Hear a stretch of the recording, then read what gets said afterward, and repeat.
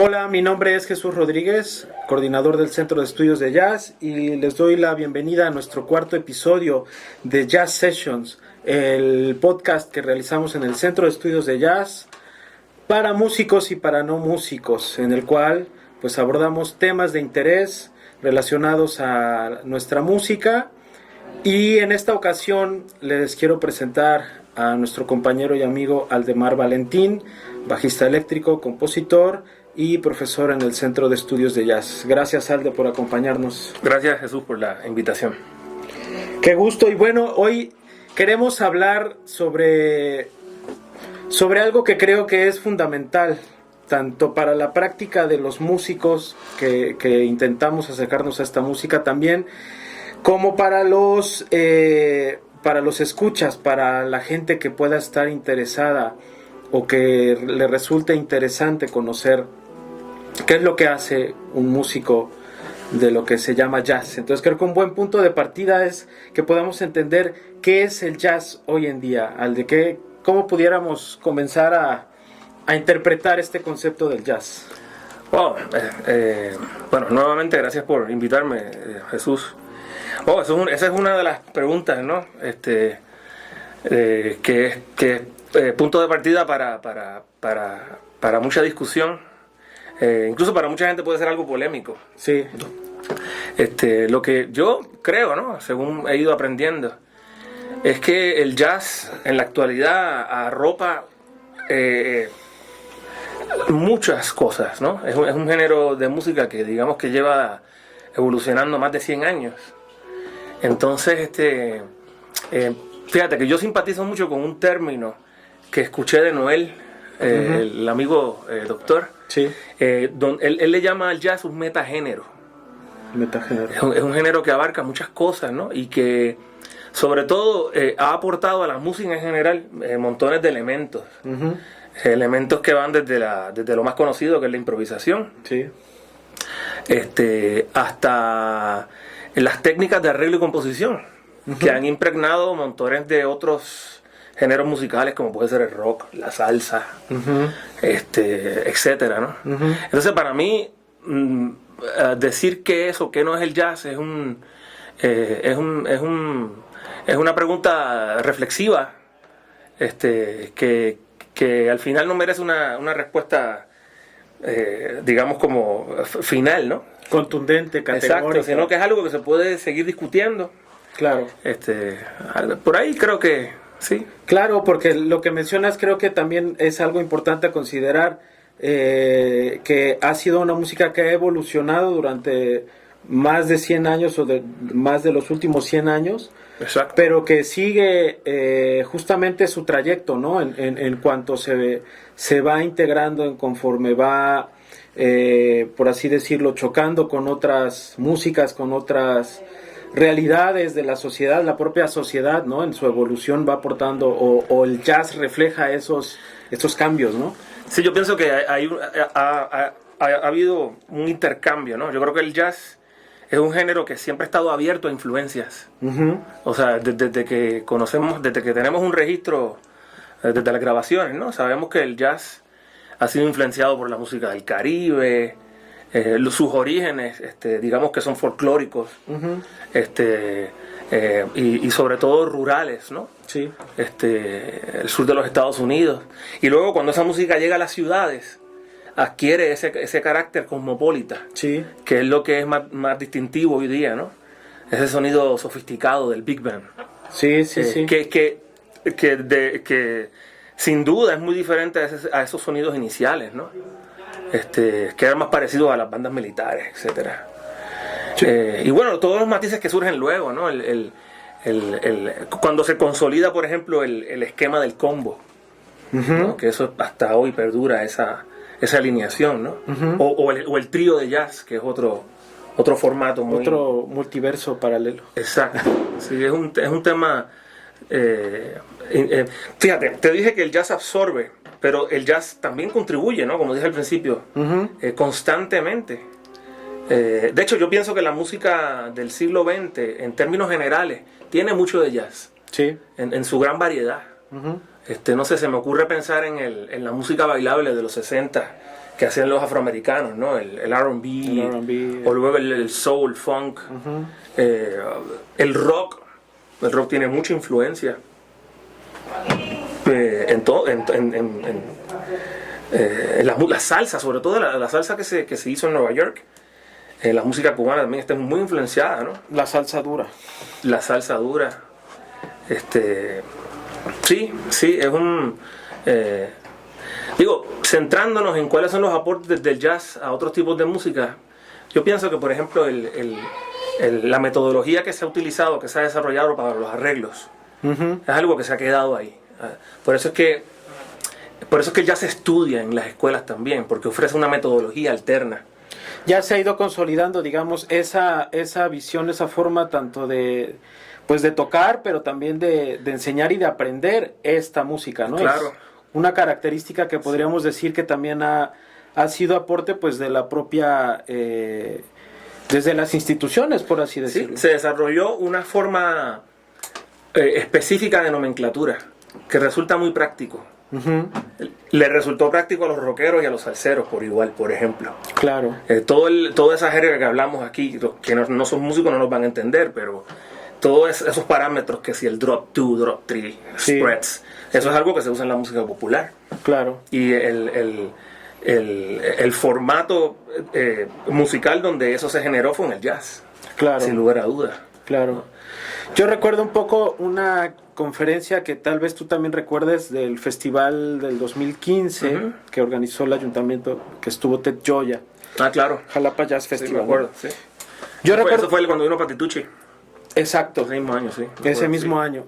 Yo recuerdo que Ted Gioia habló en su conferencia sobre, digamos, el futuro del jazz, era el tema central, y comenzó diciendo un poco que quizá el problema estaba o radicaba en el propio, en la palabra jazz o en el concepto jazz, ¿no? Y dio como una serie de momentos, de situaciones en las que se usa, ¿no?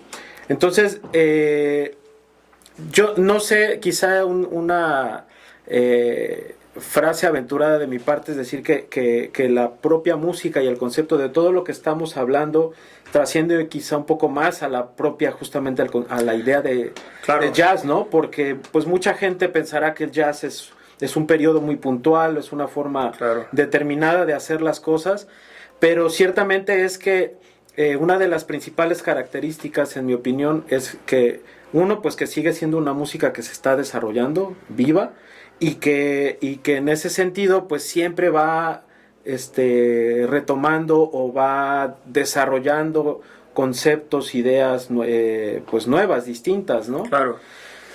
Es que siempre que tú etiquetas algo, eso es problemático. O sea, sobre todo en el arte, ¿no? Claro. O sea, cuando cruzas de un periodo a otro, ¿no? Eso también siempre es un problema, ¿no? O sea, cuando te conviertes de clásico en romántico. Y que al final... Pues hay compositores que son de transición, ¿no? Claro. Y que yo no sé si ellos estaban muy conscientes del término, de que eran clásicos o eran románticos. Y lo mismo pasa con el jazz. Aunque fíjate, yo puedo entender que hay gente que determine un canon específico de lo que es. Quizás porque eso les ayuda a centrarse, por ejemplo, en su estudio. O hay unas valorizaciones estéticas específicas que te agradan o que son las que buscan, ¿no? Claro. Entonces, en ese sentido, quizás delimitar lo que es el jazz puede ser práctico para quien está buscando, ¿no? Claro. O sea, pongo un ejemplo, ¿no? Si tú quieres adentrarte en el mundo de los cantantes, ¿no? Entonces vas y buscas a Billie Holiday, a Frank Sinatra, Sarah Vaughan, etcétera. Y luego cuando quieres ir a los combos y rastreas un poco el hard bop y te adentras en la música de Horace Silver, o no sé, llegas a Mingus, que quizás es un poco más sofisticado, ¿no? Mingus se aventuró a escribir cosas más orquestales, etcétera. Sí. Pero lo interesante de todas estas subdivisiones es que a todo eso le llamamos jazz. Claro. Lo cual es una cosa muy curiosa. Sí. Porque imagínate una persona que no sepa nada de esto, y tú le dices, bueno, quiero presentarte el jazz, quiero enseñarte qué es. Sí. Entonces nosotros, que estamos todo el tiempo en esto, tienes ahí en tu gaveta, tienes a Ornette Coleman, tienes a Miles Davis, o tienes a Pat Metheny, ¿no? Sí, sí, sí. O puedes tener a, no sé, Pues a Irakere a también. Irakere, ¿no? O no sé, el MPB, la música brasileña, Sí, que tiene tanto de jazz, ¿no? sí, sí, sí. Eso puede ser confuso, ¿no? O sea, Exacto. que yo le presento a esta persona que no sabe nada, Sí, sí, sí. ¿no? Yo, por ejemplo, creo que, obviamente, con el riesgo de equivocarme o que la gente no esté de acuerdo conmigo, pero yo pienso que sí hay ciertos álbums que son emblemáticos. Yo, por ejemplo, una persona que no sepa nada de jazz le presentaría Kind of Blue. Por supuesto. Sí, creo que eso reúne una Claro. serie de características Claro. que puede ejemplificar lo que es el jazz, o puede ser un buen punto uno. Claro. Definitivamente no le compartiría algo no sé, de Ornette. De Ornette de primera instancia, Sí, ¿no? eso requiere un poquito de gusto adquirido, ¿no? Sí. Que a la medida que te vas desarrollando en esto lo vas adquiriendo de alguna forma. Sí, O sí. puede ser quien le guste, ¿no? Sí, también. También, Por supuesto. Qué sé yo. Sí, pero el jazz, fíjate, el tema, ¿no? ¿Qué es y qué no es jazz? Wow. Mira, a mí se me ocurre estoy pensando en este momento en el grupo argentino Aca Seca, Claro. que tanto impacto ha tenido, ¿no? En los últimos años. Increíble. Y yo no sé si es cierto, pero yo escuché por ahí, ¿no? Ustedes que van a escuchar me corregirán. Alguien me dijo que Quintero, el guitarrista, el maravilloso, Sí. que no le gustaba el jazz. No sé si esto es cierto. Ya. Pero fíjate que interesante cómo la música que ellos hacen a los oídos de nosotros que estamos a la distancia, lo que recibimos es mucho jazz. Por supuesto. Lo que percibimos, ¿no? Sin embargo, Sin perder quizás ellos están conceptualizando su música de otra forma. Exacto. Y simplemente esos sonidos que nosotros capturamos como jazz, pues no sé, responde a sus influencias, etcétera, ¿no? A sus intereses. A sus intereses. Justo iba a decir como de no perder ese sentido lírico de la música tradicional argentina, ¿no? Que eso es algo que yo veo en lo general presente pues en varias partes, no tan solo de Latinoamérica, sino del mundo, ¿no? Y que después, bueno, sabemos que ya existe pues el jazz flamenco o el justo podríamos, no sé, poner ese por así decirlo, ese apellido de jazz argentino, jazz brasileño, etcétera, Claro. etcétera. Pero como dices, son elementos que se conjugan y que son constantes, ¿no? Sí, porque yo creo que el esquema le es útil a mucha gente, a mucha diversidad. Uh-huh. O sea, es decir, el esquema de tocamos una melodía, luego improvisamos. Exacto. Ese esquema es muy útil para muchas cosas. Sí. Lo que tú quizás pudieses identificar como algo que está realmente vinculado a la tradición originaria, no sé, de alguna forma. Sí. Yo pienso que puede ser el elemento del blues. Uh-huh. O no sé si me explico, o sea, me explico. Quizás pueda haber, por ejemplo, eso tú lo ves mucho en el llamado jazz europeo. Uh-huh. Es decir, este esquema de tocamos la melodía y luego desarrollo un solo. Sí. Con Sobre esa estructura. estructura como base. Eso es un concepto que mucha gente lo aplicó sin tener, digamos, como que ese bagaje folclórico afro norteamericano, ¿no? Uh-huh. Entonces, alguien pudiese decir, bueno, pues ya eso no es el jazz en su forma más cercana a la tradición. Uh-huh. Es polémico. A mí en lo personal no me interesa Claro, claro. definir una cosa, pero la discusión en sí es enriquecedora. Claro, yo recuerdo ahora haber leído una frase de Pat Metheny que decía que en su opinión el jazz era un tipo de música folclórica pero sofisticada, por Claro. así decirlo. Y yo podría estar de acuerdo, puedo estar de acuerdo o estoy de acuerdo, Sí, justamente por la conjugación de esos elementos, ¿no? De la tanto de la, vamos a decir, de la parte pues no tan solo lírica, pero sino narrativa y estética de las músicas tradicionales, pero que también traen consigo pues la improvisación, claro. Lo que decías de los recursos de arreglo, de rearmonización, Claro. de extensión como de las estructuras originales, por así decirlo, ¿no? En cuanto a todos estos elementos. No tan solo se va avanzando en términos del género avanzar, sino que también hay un avance en el instrumento, ¿no? Es necesario para un músico de jazz tener el instrumento desarrollado, llevarlo a los límites. Sí. Entonces, como decíamos anteriormente, admiramos a personajes como Coltrane y Parker, no tan solo por sus aportes musicales, sino también por sus avances en el instrumento. Claro. Sí, a mí se me ocurre pensar en la batería, que es un instrumento que, según yo entiendo, es un instrumento que se inventa para tocar jazz. Justamente surge De alguna forma. y como que es un buen ejemplo de la integración justamente o la conjugación de distintos elementos culturales que se dan en la zona y en la época, ¿no? Claro. Están los platillos turcos, el tom chino, la tarola europea, la tarola y el bombo, ¿no? De tradición de orquesta europea. Y ese instrumento después es uno de los que se ha desarrollado a la par que el jazz, ¿no? Fíjate, eso que dices, yo pienso que a mí me funciona pensar en el jazz como una música del mundo. Sí. Le ha servido a muchos géneros, se ha integrado, se ha dejado influenciar. Yo pienso que la misma naturaleza del jazz también te lleva a la investigación. Exacto. A tu avanzar. Sí. Mencionábamos el grupo de Pat Metheny, de Aka Seca. Si algo tienen en común, a Miguel, si algo tienen en común esos artistas, es que son artistas que están en una constante búsqueda. Exacto. Su música no se queda, ¿no? Sí. Digo, hay ciertos elementos que sí van a ser distintivos, ¿no? Digamos, de la visión del artista. Claro. Pero en términos generales siempre se mueve.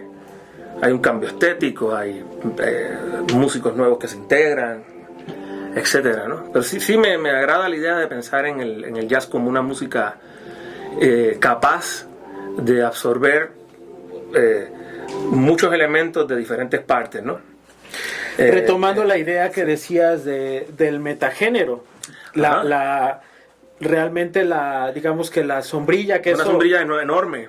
Que eso significaría, daría cabida a que estén todas las músicas, digamos, populares del mundo incluso. Y para mí le sirve a todo el mundo. Exacto. Si tú tienes una tendencia más conservadora y tú dices, no, el jazz para mí es las valorizaciones estéticas del hard bop o del trío de jazz. Sí. Pues está perfecto. Sí. No, para mí el jazz se puede ir hasta Weather Report. Sí. Podemos incluso apelar a otro tipo de público, ¿no? Sí. Yo creo que te mencionaba fuera de la entrevista la fuerte influencia que tuvo el jazz en la salsa, sobre todo la música que se hizo en Nueva York. Sí. Tú escuchas esos discos de Ray Barretto, como Reconstruction, etcétera. Es mucho jazz ahí.